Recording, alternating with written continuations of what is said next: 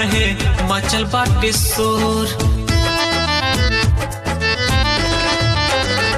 अब ही भयल नइखे भोर काहे मचल बाटे शोर। सोनी सोनी हमर जान देखी मचल बहडोर कोनो कइले बा आए हाय हाय कोनो कइले बा ऐसन करदानी जवानी हमार सिल भइल बा दोनों जौपन रहे गोल गोला उ देखी बकाल भइल बा।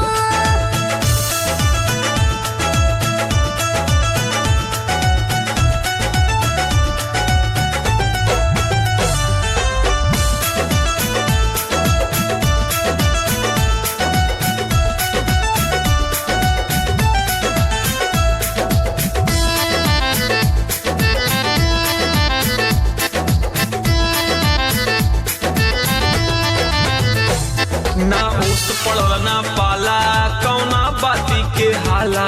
ठीक बात कहिए साहेब अब देखल भी न चला।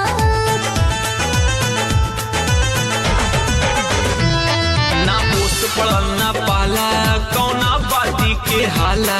एक बात कहिए साहेब अब देखल भी न चला। हम बुझाताटे हाय हाय हाय हम बुझाताटे बंद भइनी ऐसा लागे कि अब चल भइल बा दोनों जौपन रहे गोल गोला उ देखे बकाल भइल बा।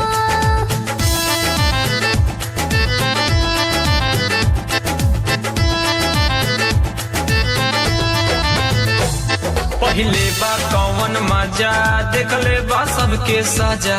उपदेश के नाम बोला के घेरले बा सबके बोला के।